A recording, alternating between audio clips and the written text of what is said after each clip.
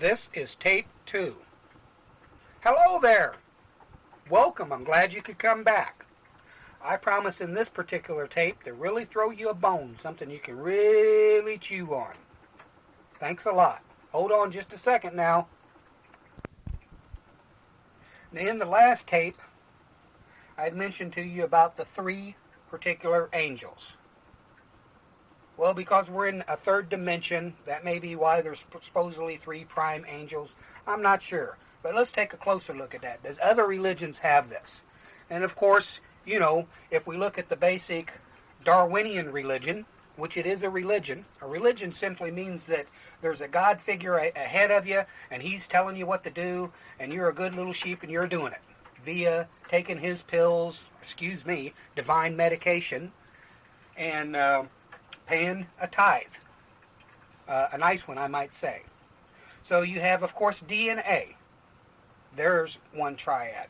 You have, of course, the psychology one, which is, of course, the subconscious, the unconscious, and the conscious. You have Mr. Sigmund Freud, which is the ego, the ig, and if you play along, you won't have no libido theory. You have, of course, in the Hindu religion, you have the create, sustainer, and destroyer. Them are the three biggies there. Or you have the Brahma, the priest, and Vishnu. In Buddhism, you have the middle path. In other words, he's saying it's a circle. It's neither negative or positive. You stay right in the middle. So in other words, he's accenting the middle path. Many religions have these things. If you go into the ancient, old Celtic Druid type religion of the Germanians and the Gaul people, which is, of course, basically pretty much everybody in Europe falls into this bracket. Everybody in England and all their principalities all at one time followed the religion of their triad, which was Thor, Wood, or Lud. Now, wood, of course, is the main one. That was the talking tree. The talking tree in the Wizards of Oz. That's who Wood was. He was an actual god. It was an actual tree that Julius Caesar himself looked for a long time to find. And when he finally did find this tree of wisdom, which is, of course, where the Kabbalah tree comes from, the tree of wisdom, the tree of life, they actually had their tree also. When they finally found it, of course, they chopped it down and to show all the Druid folks that, it was just another tree. Plain and simple. Now, if that has anything to do with Jesus being hung on a tree, you have to use your own imagination for that. So there are many organizations out there that's been around for a super long time that have their triads. You have the original of, or going way back, you have the triad, of course, of Moses, Seti, and Ramsey. Or you have, later on down the road, you have Moses, Aaron, and Ramsey. Or you have the triad of course, the three famous snakes. Moses is one snake, outdoing the other two. See, basically the old theory is that Satan is in charge of planet Earth, or the physical universe. That's his domain. He's Lord and Master. The good angel, I'll call him Gabriel, because personally I can't really say who it is. I'm going to just call that Gabe. He's in charge of the spiritual world. Pretty much we'll say everything in the spiritual domain of that area. And then Michael is actually in charge of both of them. In other words, he can come to the physical realm. He can go down to hell, like it said that Jesus did, and ruffle a few feathers down there if he needs to. He can go also to Gabriel and say, now look, this, and tell him what to do. In other words, he's can go to both sides. So you got your positive, your negative, and then your bi, right in the middle, who's able to transform and go anywhere. Then, of course, you've got your all-famous G-O-D, or good old boy, that triad. You have many triads. You have the Father, the Mother, the Son, there's hundreds of them probably, most likely. But whether this has anything to do with, because we're in a three-dimensional universe, most of us anyway, there is absolutely a fourth-dimensional universe. For a lot of people who aren't aware of that, it's really easy to understand it. People who see ghosts, people who see angels, talking spirits, or whatever you want to call them, that is the fourth dimension. People who are schizophrenic, when they say they see demons or ghosts or who knows what, or they talk to themselves and they split off, as what the word means, scissor head, and they split off, they're actually in a fourth dimension. They're in another level, a fourth dimension. There are religions, organizations out there that specialize in that type of religion. For instance, the 5Ks, which is Guru Nantucket, an Indian saint that lived somewhere in around the 1500s, started a religion. The circle dancers, which are the mystics of the Muslim organization, they fall into this bracket. The Kabbalah tree, the people the Jewish organization that handles that particular organization, they fall into this particular realm. The Gashniks, which are making a comeback. These were people that lived somewhere back in 100 years before Jesus to around 300 years after Jesus. They were pretty much all wiped out. But thank goodness, just like the Dead Sea Scrolls, they found some scrolls that these boys wrote and left around to help us in this day. The Coptic, there was also a group called the Coptics. There was many of them. The Kabbalists, the people at the Qurans who wrote the Dead Sea Scrolls themselves fall into this particular bracket. They were what's known as fourth dimensional beings. And you star children, in order to get out there, and get off of this mud pit and get off of this Darwinian religion loop that seems to be taking over planet Earth, I mean, there's nothing wrong with it. You use everything to your advantage to a certain degree. You have to have, if you break a bone, you got to go to a doctor who knows how to set the bone. You have to, that's just common horse sense. If you get sick, you have to go to a doctor, somebody who somewhat specializes in that sickness. But every little ache and pain, you go to God first. Of course, everyone knows that. If you take the apple, like Eve did, then that's whose team you're on. It's that simple. If you take all these pills constantly, I know people that take hundreds of dollars a month worth of pills, hundreds of dollars a month worth of pills, and then also try to say that they pray to God. I mean, if that ain't what I think is called a hypocrite, I don't know what is. And I'm not knocking this stuff because I'm certainly not no kind of doctor, nothing by no means. But there's a fine line there. Do you go to God first, or do you go to the drug doctor first? People want to knock kids for wanting to smoke a little pot, or have a good time, but yet you go to these senior citizen places and they're all drugged out. I mean, you go to them and you talk to 100 of them, and I guarantee you 95 of them are on some heavy-duty drugs. So they've got some nerve to sit around and badmouth teenagers and kids because they want a piece of the American pie or the worldwide pie. So there are many of these triads that fall into this angle. I mean, even the Muslim religion, which I of course don't know too much about. I know that pretty much way back there in Abraham's day, he had a wife who was his sister, Sarah. She had a child, and then he had another, the Bible calls her a concubine or whatever. We call him an upstairs chambermaid, but personally she was most likely his number 2 wife, and she was the daughter of Melchizedek. He gave her to Abraham for what he did as far as saving the day there. That was, that's how they did it back in them days. To tie bonds with other organizations, they gave their daughters away. That helped, that spliced the blood together to make them more, bondable.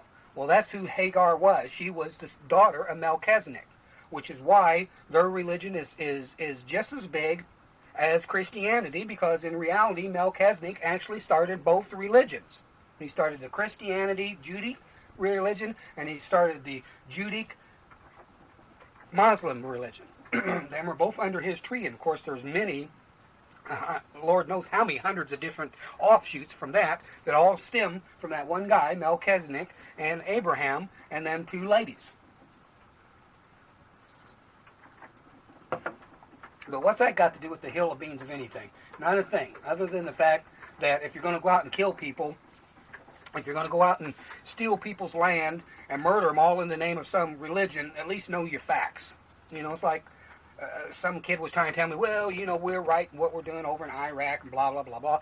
I said, do you know that George Bush, our very first George Bush, he's the one that put the bombs and stuff over in Iraq in the first place? We're the ones who built up their army. We built it up because of the Ayatollah. We thought we needed to have a base there just in case, and we all know what happened. That's why we built Iraq up in the first place. It's all right in the history books. It's not a made-up deal. We built Iraq up in the first place. Back in the late 70s and 80s when Iraq give us the hiking papers. But that's neither here nor there. What I'm here to tell you about is the story of, as I said before, a set of identical twins that were born August the 1st, 1953. What does all this have to do with the triad and all the back history? Not a thing. Nothing. Unless you decide it does when you hear the actual story of the two boys from Block C twins, later to be known as the Bobbsey twins. Block C was a ward at Central State Hospital ran by the Lilly Foundation and the federal government. It was pretty much for their LSD research, for all their undercover, super hidden agendas. It was where they did their research on soul flying and various things like that. There's mountains of books now on all this secret research that they did in the late 40s, all through the 50s, and all through the 60s, and was pretty much shut down after around 72. When people started getting way too nosy about Vietnam, then that was some of the areas that they closed down. And because communication got so simple, it wasn't easy to keep things undercover, just like out there at Area 51. So who were these Bobbsey twins? Who were these guys? And exactly why should you even be interested in listening to these particular guys? Well, all I can say is that my goal is to enlighten you to the fact that there's trillions and trillions of stars out there. Billions and billions of stars. Why in the world should you children sit around and play in a tire patch? Why play in a mud hole? Why think you're a bunch of rats when the truth of the matter is that universe out there is yours? Whether you want to believe it's some spiritual mandate, whether you want to believe God promised it to you, whatever. It's like I said, Seti, who was God, told Moses, who was his son, biological son, by the way, told Moses, I give you everything this side of the blah, blah, blah. Seti, I give you this tract of land. That's how it was done back in them days. The land that was between Egypt and the Hittite Empire, as I said, that particular plot of land was a pretty much no man's land as these two empires looked at it. It was like Rome looked at the Germanians that way, as no man's land. He with the biggest army can go in and kill everybody and steal it. That was pretty much, the thinking, the mentality. Not that we've changed a lot today. So Seti said, look, I give you everything, I give you that land. So in reality, that is true. God did give it to him. Now, whether it was the big God of the universe, whether it was the burning bush, I'm not sure. First you have to realize what exactly was the burning bush. Think about that for a second. That is another triad. That is fire, bush, which of course is a basket. Jesus said don't put your candle under a basket. So you got the candle, you got the bush, and then of course you've got the consciousness of you making the decision. You've got the basic be or not to be, and of course the by part of it is you making the decision. There's always you in there making the decision. Whether you're spammed out of your head, there's still a part of you in there making the decision. Do you eat the Wheaties or do you not eat the Wheaties? Do you eat the peas or do you not eat the peas? That's the, spinach or no spinach. You make the final decision, even if you get clubbed. In the old days of, the whip and chain, that might have been your message. That might have been your pay. But, so that was a triad, the bush, the fire, and the talking voice. So there's, there's even another triad. There's many of these triads. So what does all this have to do with nowadays today. I mean, how in the world can something that happened 4,000 years ago, 3,500 years ago, have anything to do with today? Well, it doesn't. It actually has to do with way back. And I'm talking about, some call it Atlantis, some call it Lemania. You know, it actually goes back to then. All these religions actually go back that far. But because we have no solid actual piece of paper saying, yep, here it was, this was written by, George Wapgumper way back there in, 18,553 BC, because we don't have any of that, our conscious everyday mind just doesn't comprehend that. But the truth of the matter is, any geologist will tell you this Earth's been around here for who knows how many billions of years, and that the chances that mankind could have walked up from the sea all the way up to where we're at right now in them billions of years, he could have actually done that 4 or 5 times in that length of time. So see, there's many, many, many hidden answers or questions that you star children have to unravel. You have to put your high IQs to it and unravel it. But Lemania, and I'm probably not pronouncing that right. Again, I have a slang on my voice from the old hillbilly beginnings, but that's where it all really dates back to. That's where the Armageddon dates back to. It was actually arm and get 'em is actually what it was. Arm and get them. The reason they had to have that is because anybody, first off, could blow a whistle. Anybody could get a whistle and go stand on the mountaintop and blow a whistle. And make everybody say, yeah, this is it, this is the big battle, let's go get them. But if you had an eye-to-eye scene, you would know what the message was. In other words, say you got 200 people, one in every 200 people. So one on each end both had the secret armband that they would put on, and when they held up that arm with that armband, then the other guy down at the other end of the line, like on the China wall, would know, okay, that's the band that means here they come. And that would be passed off, and that way in a very short minute or two, the whole entire front, which could be 30 miles long, could literally have the whole message. Well, what if the message was the man put on his arm, put on a green band, and that was the code for the day. Green, and green meant all is well. So if he would stick his arm up in the air, and it would show green, then the guy, blocked down would see, yep, that's the green flag, and he would know, and that's how, that was how the whole thing got about. It wasn't Armageddon, some demon coming out of the center of Earth and gobbling everybody up, and I mean, that's... them old dragon tales are good for, scaring little kids. So let's get back here to the beginning of the Bobbsey twins. Now, the only fruit that I really got on this particular situation is, if you will check, on August the 1st, 1953, at pretty much 7:02 in the morning, that would be breakfast time, you will notice that the very first hydrogen bomb in the world went off, symbolizing that particular day. You will also notice that, of course, one of these identical twins has the exact same markings as another king who got started in 1953, which is, of course, Elvis Presley. And what that has to do with it, you'll find out later on down the road. But this particular identical twin, his markings, I don't mean his astrology sign, I mean his actual markings. There's markings of telling exactly the destiny path and all this good stuff. Anyone into the Chinese numerology and stuff will know what this is identical. Now again, what does the Chinese people have to do with the triad, and well, they have the same triad. They have the yin and the yang, the Tao, the energy flow. They've got the yin, the yang, or the perfect right smack in the middle. The chai.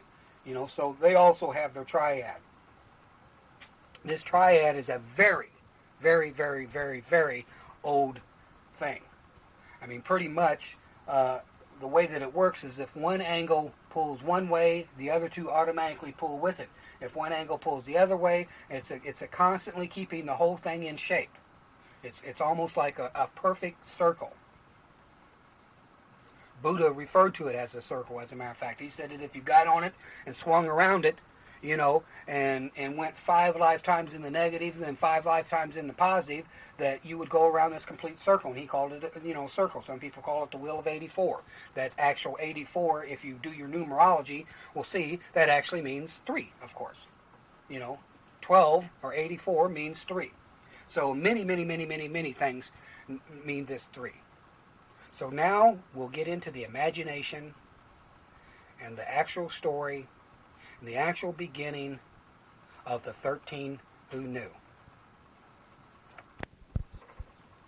I'd like to dedicate this to a set of twins that were the last in the Midwest Native Americans to fight,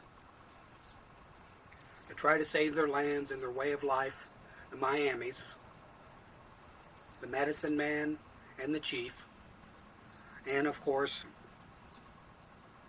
Harris, the son of Harris.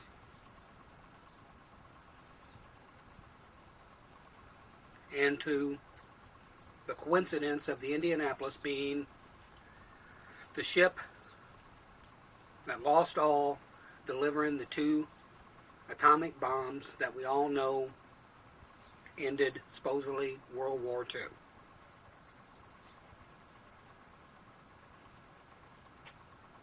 July 31st. Mom has severe pains. 1:30 in the morning, she's rushed to the county hospital. They're already in wait. As I said, this particular hospital had underground tunnels to the Lilly Foundation, which had underground tunnels all the way to the Central State Hospital, which was approximately about 2 miles away. That was the psychiatric hospital for the state of Indiana. Since tore down, since many graves found in the backyard of the place with no names. But that's a whole nother psychiatric nightmare. 3 o'clock in the morning, severe pains, as all women know. Gets close, gets time. The weird looking doctor in the corner over there is from cell block C. The reason he's there is not because he's psychic or not because he's special. It's because he's had a patient over in Central State by the name of Miss Alderson, who has been there for many years, a schizophrenic. She keeps saying and getting closer and closer, and even though when they sedate her and give her the brain shock and everything else under the sun, she comes to the same story about the identical twins, So it finally gets this doctor to where he finally decides to pay a little attention, does a little research, finds out about my particular mom, blah, blah, blah, and he plays along, even though then there was no way of knowing that my mom had identical twins. But he plays along because my great-grandmother makes such a fancy about it at the psychiatric hospital. And in the research, he finds out a couple other things about that my grandmother on the other side, on my father's side, is of course a Native American, and she's a spiritualist. So in other words, all psychologists, all psychiatrists, they're not hell-bent and bound to their religious book of Darwin and Freud. Some of them do have a little common sense, some of them do have a little imagination, and some of them do actually perform scientific, in-depth research on their own. In other words, some of them are probably good fellow Americans, and some of them, I'm sure, are great Christians, despite of what some particular organizations might want you to believe, including myself. But anyway, at exactly 7:02, the op room in the hospital, all of a sudden, the furniture goes poltergeist. The attendants have no idea what's going on. The doctor has no idea what's going on. The whole place goes in a total poltergeist.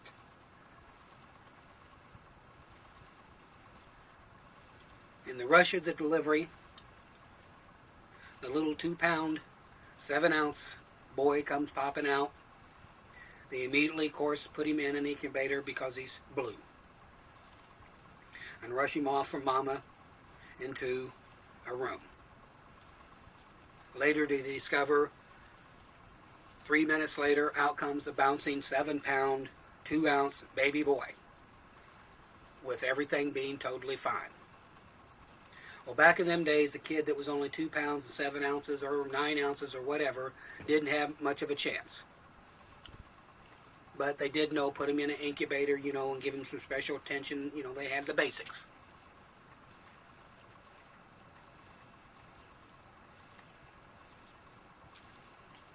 The doctor from cell block C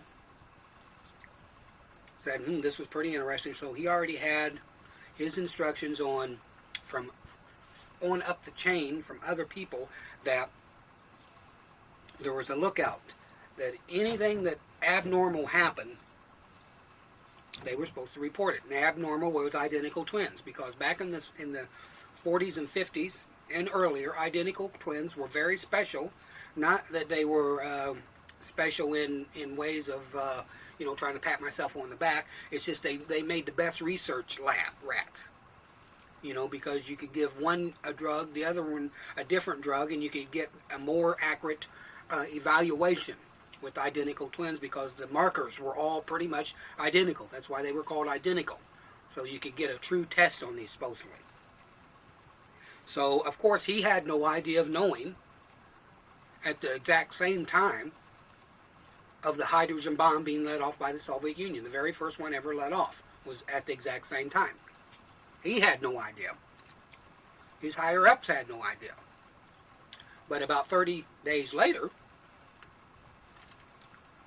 when we finally found out, and the information all finally came weeding down into the special bureau, then I became someone of interest, as it goes to say.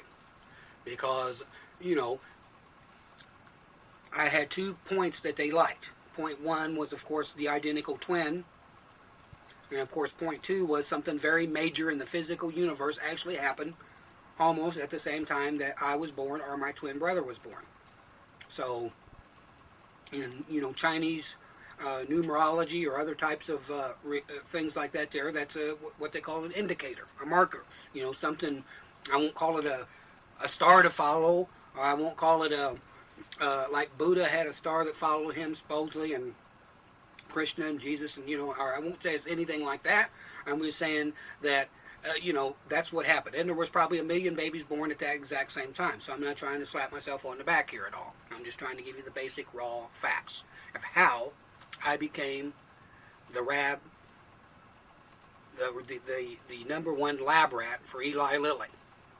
How I became their bread and butter in the research lab with the CIA boys for more than 12 years. How Dr. Lilly came with his little bottle of LSD and tried some of his experiments. But I'm getting ahead of myself. At this particular time, I stayed in that hospital for around 6 months. And then I went to stay with an aunt and uncle who would constantly take me back to the hospital to talk to these people. Now, of course, I'm not going to sit here and try to say that I know what was going down. I'm not even going to say that I remember anything, except a couple small glimpses that everyone does as a kid. I do remember the nurses coming up to the incubator, and then I'd be very happy because somebody would actually be giving me some attention, and I'd be getting some food. The first conscious thing that I really totally remember, to where my memory, I could say from that point on, I started having a good memory, was actually pretty much in the 1st grade. still living with this aunt and uncle. At this particular time, my identical twin brother came to live with me. What actually happened was, I was sitting on the couch looking at the wall.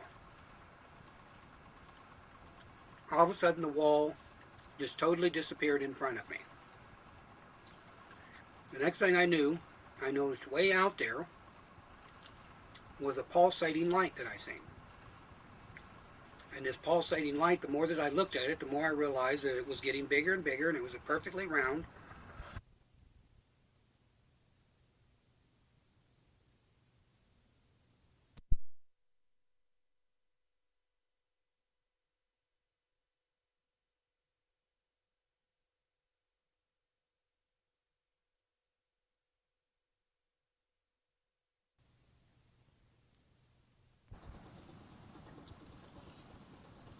It was a perfectly round, pulsating purple light. Well, somehow it just almost like a vacuum pulled me right through it. Now, of course, I'm not talking physical, and for you certain kids, yes, I know that's what they call schizophrenic and all that good stuff, but this is only a story, so please relax. I get pulled through this pulsating light into another dimension. Later, I was told it was the Valhalla or something like that, a Celtic Norseman uh, happy hunting ground, so to speak. A giant castle where after you get killed in battle, that's where you get to go and party forever and ever and ever and ever. The Viking thing. There were thousands of people when I went up. There was like a giant mountain kind of a thing, and I went up, walked all the way up there in the path with all these other people. And when I got up there, there was this big, beautiful, giant medieval castle that was just, monstrous. I mean, a 10 million bedroom type of place. I mean, it was big.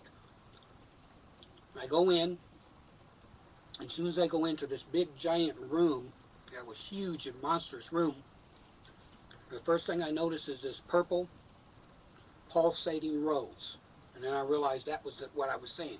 It's like a pulsating rose that was just poof, poof, and you can almost feel the love, the beauty and the fragrance coming from it. So I, of course, had no idea of what any of this stuff was. I was just one of the boys, in the crowd. So I finally worked my way through the crowd, and I go into this great hall. It has this beautiful big throne up there with some other littler thrones. Massive throne. I mean, it looks like it's a mile away. So I think, wow. I want to get closer, I want to get up there and see who the Elvis is. So, literally, you've seen the old movie where one guy walks through a crowd and it's almost like everybody not bows down, but almost zips out of the way from his energy. That's, like a ripple in water or something. Well, that's what actually happened. And I go up there, and then the floor changes, and it's like a glass kind of a material that almost looks like you could see Earth below it. I mean, like if you walked on it, you drop right back to Earth. Almost like the throne itself was floating in air, so to speak.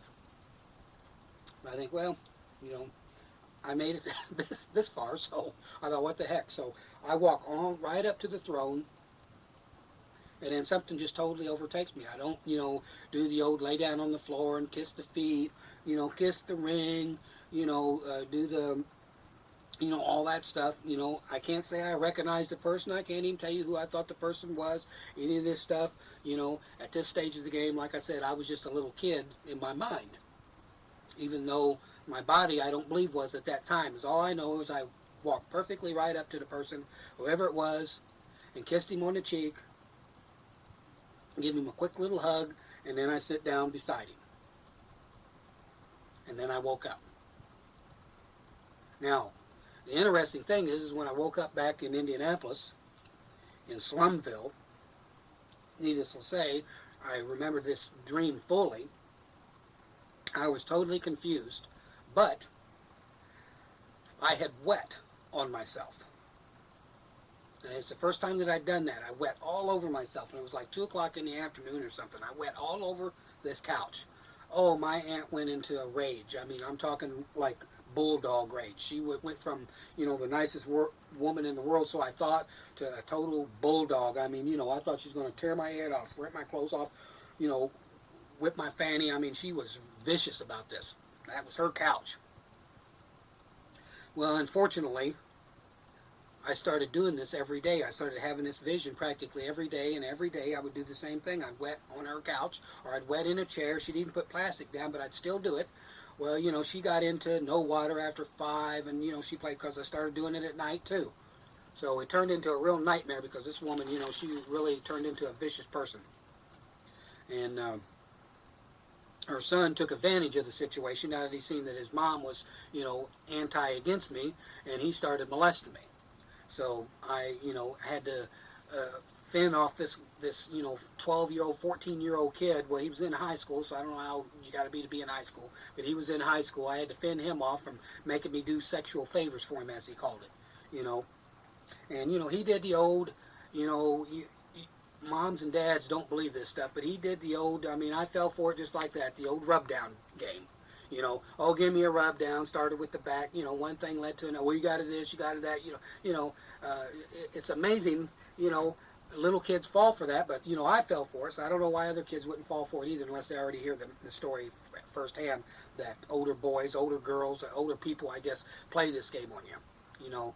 I know, later I knew a photographer that claimed he gave acting lessons to people. This is just some guy way on up the line that I'd met, and his big deal, of course, I was way ahead of his game when he tried to play it on me, was, well, now you got to be ready for anything. When you're acting, you got to be ready to handle any situation, be able to have, and so he came, and was giving me all this spiel, and came right over and put his hand right down, try to slide it right down into my crotch.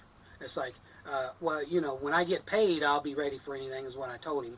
And then, of course, later, because I knew him for a pretty good while after that, later he told me how many times he used that and how many times that worked for him.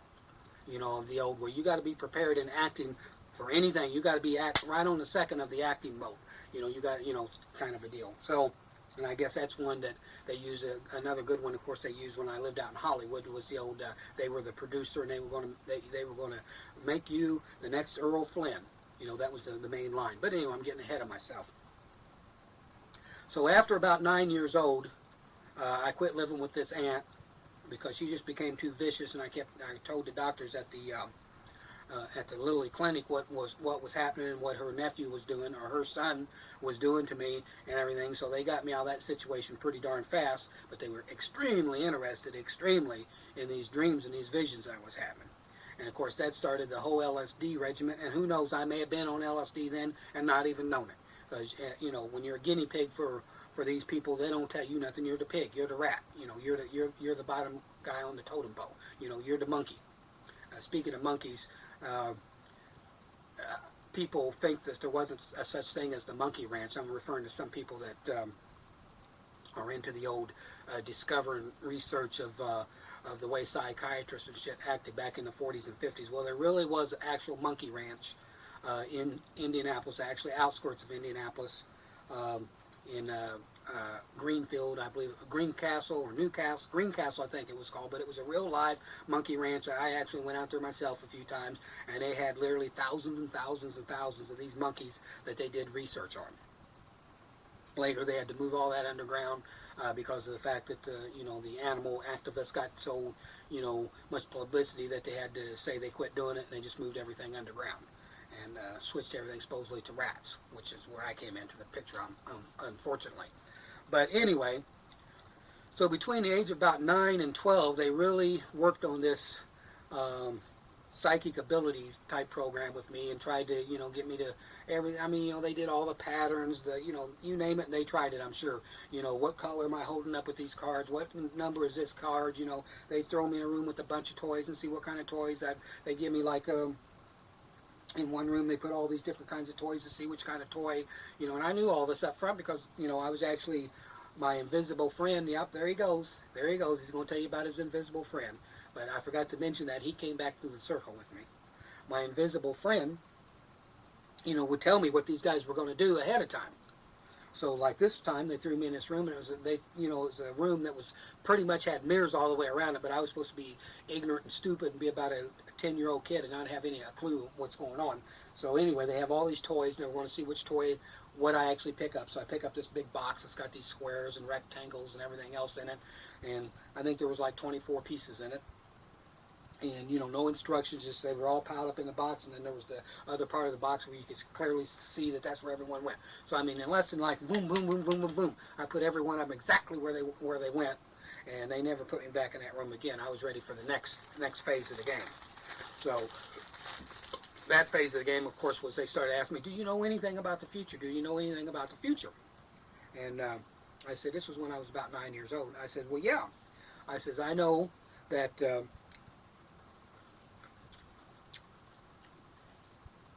Somebody's going to get killed. They're going to get their head blown off in a convertible. Okay, they try to get me, I can't say I knew it was the president. I didn't know any of that stuff. But I did have that vision and tell them about it. And I was just really, that really set me over the edge when it actually happened. I realized I knew it ahead of time. But the doctors liked it because that really got their funding increased a whole lot, and they really started raking me over the coals after that. Matter of fact, it got so bad that they actually turned me and into a child prostitute. Yeah, that's right. That's what I said, a child prostitute. What they did was they had a clinic on Ohio Street. Anyone from Indianapolis from them days knows this place. It was a clinic that was directly across from the state capitol building. It was where the people in the state capitol building came to get their teeth fixed. They had these dentists in there. First, they had me hang out in the waiting area and stuff just to see what was going on and try to hum in on my abilities.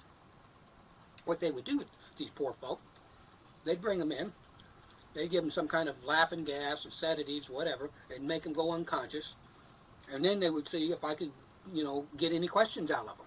See if I could, pick their brain and tell them certain things about state stuff, and I can't remember any of the stuff whatsoever. I do remember one guy I predicted that he would go great places, which he did. Matter of fact, he's still, I think he's still like a U.S. senator, and this was when he was like practically, he was a nobody actually. I think he was like just a school teacher or something in that, but he was one of the guys I picked out in the crowd and told him about this guy's going practically all the way. But anyway, they did that for about 2 years. That I did this male prostitution thing for them. I mean, at 15 years old, I was going through the tunnels, the underground tunnels in the State House building carrying a gun. I mean, that's where I was at 15 years old in 1968. I finally had it one day because this lieutenant on the police department, who was a guy that was supposed to look out after me, first off, I got a little bummed because he used to take pot off of people, and I told him, that's stealing. He said, well, I leave it up to them. He said, this guy was a lieutenant on the police department. He says, what I tell him, he says, is either I'll arrest you or I'll take your pot. And so, he'd take their pot and let him go, and then he'd turn around and sell it himself. Of course, I will admit that I got my share for free. This guy also went long ways in the game. But matter of fact, he went to, I think, running the state, the university police department and right on up the ladder. But he was like a sergeant when I met him, and I think he made lieutenant. But anyway, that's neither here nor there. I met people that were, one guy had a star 2 on his license plate from Ohio that I was with once that they had me there. They were really interested in that guy for some reason. Matter of fact, so much that He was one of the only people that they had me spend the whole night with. And see if I could really get him to loosen up. But anyway, there were several people that were famous. None of that stuff matters because I'm not out to ruin nobody's career. I personally, other than one guy who I turned in, because this guy wound up being, which was part of the reason why I liked what I was doing. This guy wound up, he was a rapist, a child rapist. He would get teenage boys and have them come out to his house supposedly to pose, and then he'd wind up chaining them up and shit, giving them drugs, LSD and shit, and wind up raping them and taking all kinds of pictures. And then after they'd come out of it, he'd show them all these disgusting pictures, say, if you say a word, I'm going to post these around in the high school. And I think he was actually a high school teacher, if I ain't mistaken, out at Ben Davis High School. But I turned his ass in pronto. I was with him. I was actually with him twice. Once, and then he tried pulling the game of tying me up and all this crap, which I went ahead and went for it with extra pay and shit. But I also knew I had a bodyguard outside that he didn't know nothing about. And then the second time, they sent me with him just to double make sure that I wasn't, as you notice on these tapes, could have an active imagination also. And of course, any doctor will say, "Yeah, the boy's schizo," and that's the end of the story. See, that's the whole problem, folks, with America. Is if somebody's labeled a schizophrenic, it's like everybody around them, the whole society is, well, there you go, another Charlie Manson on our hands, or there you go, another Ted Bundy. And it don't mean that at all. It just means they're a fourth dimensional aware being. There are many godly saints over in India that are fourth dimensional aware beings. There are many people in the Kabbalah who will tell you the fourth dimensional awareness beings exist. That's all it means. It means don't be down on yourself. That's all that simply means, is that you're aware of another dimension besides the three that we're trapped in. So anyway, this went on. There was like 4 major hotels in Indianapolis. One was on Monument Circle. I think it was called the Hilton. They got me a job there. Another one was on 38th Street, right at the boulevard. I don't know the name of the boulevard actually, but there's like a creek, and it's a boulevard that goes around it. And it's sitting on the east side of the, if you're heading north, it's on the east side right there. Was a very rich, luxurious condominium place. The other one was up the street about 3 blocks on the left. It also was a very luxurious hotel. And the other one was on 38th Street. And then there was another one that I went to a couple times for a couple government people, state government people. And it was over on, they were like twin tower apartment complexes. Condominiums at that time. And my whole idea was, if anything comes up, anything that the government people thought was unique, different, like this guy, like I said, that was the rapist, or there was another guy. So how did they get this information? Pretty much just like I'm doing on this tape recorder. When I would go in and see them, usually it was like on a Monday, I would just pretty much tell them, here's who I was with, this guy, this guy, this guy, this guy, and then I'd give them just a basic, here's what went down, blah, blah, blah, blah, and that was pretty much it. Some of the people, like I said, they would actually line me up with, but the majority, 90% of the people were people that I actually just found myself standing on Monument Circle, or standing down at the YMCA, or down at the library at Soldiers Field. These were the 3 main places that I would go to meet these people. And each set of places had a whole different unique character. The Soldiers Field, for instance, that's where the lawyers, judges, the Masons, the Shriners, all these people, all these high caliber people, that's where they all went. And I don't mean that as a put down of these people, but, the 99.9% of all the people that I ever went with, and I'm not bragging, I went with hundreds and hundreds I mean, I was a child prostitute from the time I was basically 13 and a half years old until 16 and a half years old, and I did it full time, usually at least 4 days a week, and usually went with 4 people a day. So I did many jobs. 99.9% of them, every one of them were married. Every one of them pretty much had jobs. I mean, I'm talking about one guy was like a 2-star general. Another guy was, like I said, was a lieutenant governor. Another guy was the third highest in the state of Indiana. You know, another guy, I mean, some high wheelers, corporation guys. There was guys that ran, like one guy, there was a corporation that I personally know. The reason I know this is because he got me a job there when I was 15 years old for a summer job, because I had have a reason for being downtown Indianapolis. So I got lined out at this particular place. And this guy was like the third in command of this corporation that did millions of dollars a year, millions and millions and millions of dollars a year. And it was a funny thing, because a little interesting thing happened to me in that place. Was there was a man there, and he was in charge of the mail room, which is where I worked at. Started out opening up mail and getting all these thousands and hundreds of $1,000s in checks. And he was like a lieutenant or a captain on the on the fire department, retired. A very heck of a nice man. I mean, he's what everybody thinks a fireman should be. This guy was a nice, caring man. You know, but you know, we talked every day. He told me about, you know, like when he met Eisenhower in World War II, and all kinds of interesting things. The guy was a very nice man. Unfortunately, the poor man got burned up in a fire, if you can believe that. After being retired from the fire department, I guess a neighbor's house or something caught on fire, and he went in to save their child. At least this is what I was told. He went in to save their child and got burned up. I mean, heck of a way to go. But it's all I can tell you is the man was a heck of a nice man, whatever his name was.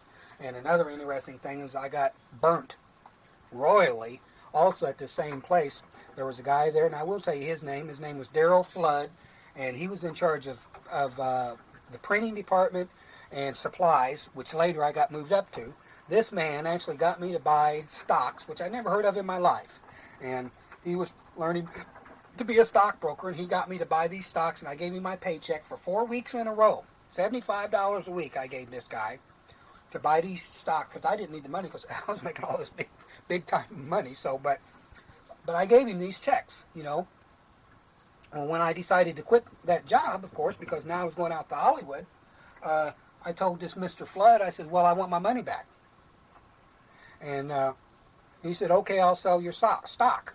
I don't remember what they was. I don't know. You know, I don't, still to this day, don't know nothing about the stock market.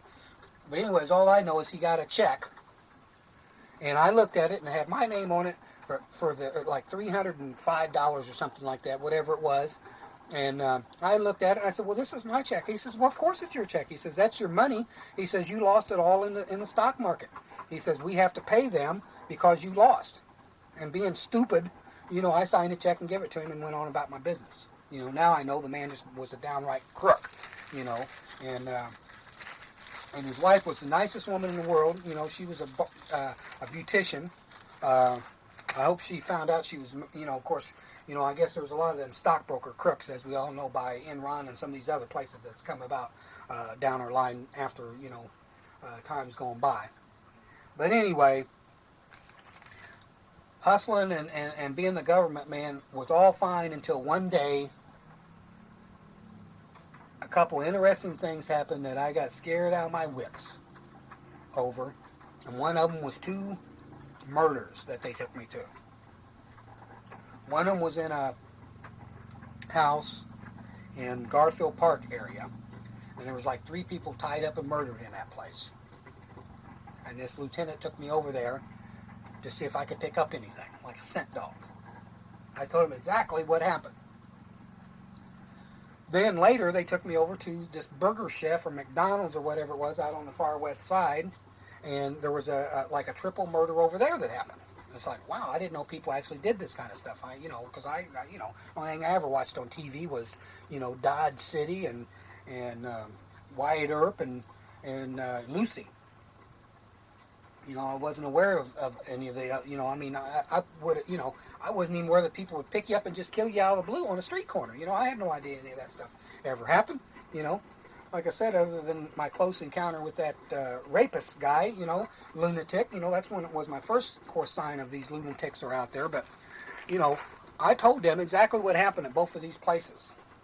And boy, did both of these organizations get extremely mad at me because of the fact that the road led pretty much back to their own door. And needless to say, I was pre-warned by my friend that I should get out of town and get out of town very quickly. So I ran away and went up to Chicago and stayed up there for 4 or 5 weeks. This was during the Democratic Convention, I think it was. Now, I may be getting these timelines mixed up just a little bit, and please forgive me, But anyway, in '68, I did run away because I got scared to death and went up to Chicago and stayed up there for, I don't know, 3 or 4 weeks, 2 weeks, I don't remember. When you're a little kid like that, time, seems like a long time when actually it really wasn't. I was up there for at least 2 or 3 weeks until I got arrested. I do know it was during the time of the convention because I was just amazed at, I actually thought I was in another country. I thought Chicago, that shows you how much I knew, I actually thought Chicago was another country. I mean, between the Black Panthers, all the hippies, all the government people, the soldiers, the police cars, and then all them funny-looking taxi cabs, big square taxi cabs. I actually thought I was in another country. I really did, And that was my first experience of picking up a woman prostitute myself. I personally didn't pick her up. I met this guy on the bus who later turned out, of course, to be a plant designed just to be with me. Later I found out. But anyway, so we go, he takes me to this flop house. We stay right around the corner from the bus station. And so we want to be close to the convention place. So anyway, that's where I had my first flop house babe at like 15. So that place was pretty interesting. But as I said, I finally get bored and tell him I'm coming back to Indianapolis and everything. And so pretty much to get a free ride, the next thing I know, this guy out of the blue says he's going to rob a filling station, and next thing I know, we're both, pretty much in handcuffs on our way to jail. It doesn't actually happen quite like that. Actually, it was actually a pretty interesting little fiasco in itself. Actually, what totally happened was we're going to rob this filling station. We just spent the night sleeping under a bridge. And we walking over to this filling station to rob it, and he supposedly trips and sprains his ankle.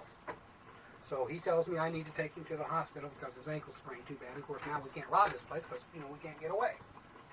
In the meantime, I got my arm all patched up with all these patches and everything, and all methylated up to make it look like I've been in a car accident. So when I hitchhike, I could get a ride pretty easy. I figured, folks would feel sorry for me and use the old sympathy game on him.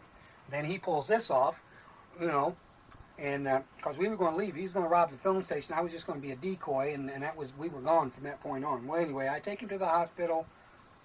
The doctors wind up saying, well, what's wrong with you, son? And I, of course, try to sell them on the idea that I got shot by a tear gas gun, and of course, they weren't having no part of that.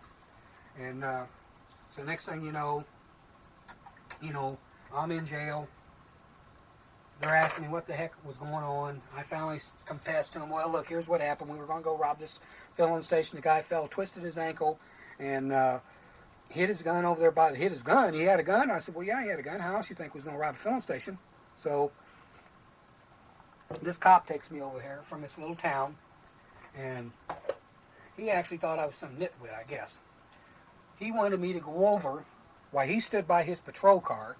He wanted me to go over and get the gun out of the tree while he stood back by his patrol car. And, of course, my silent friend kept saying, no, what he wants you to do is he wants you to go over there and get the gun. As soon as you get the gun, then he's going to shoot you. Then he can be a big shot hero. Local cop, kills hoodlum, blah, blah, in a plotted robbery. So So I said, no, I'm not getting it. I said, it's right up there. That's where we put it at. It's right up there. And he, well, no, get it. He kept, trying to talk me. I said, I'm not getting it.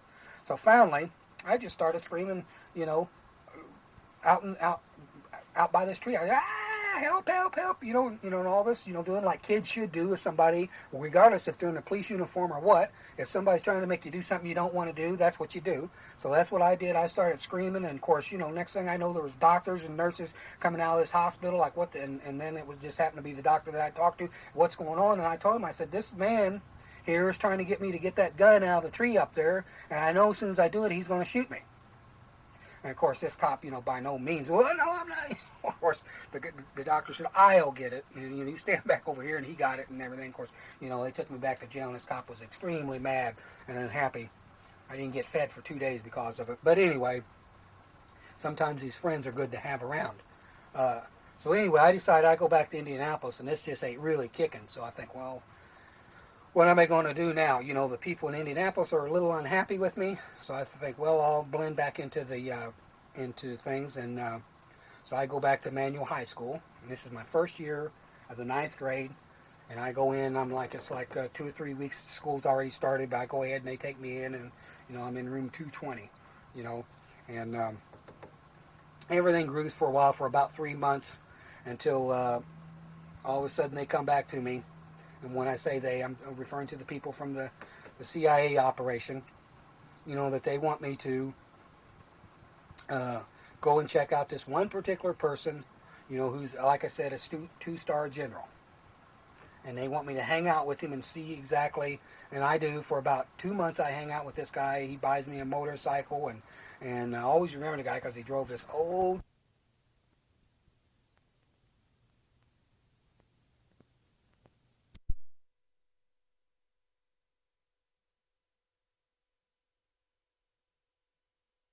is tape 2. Hello there.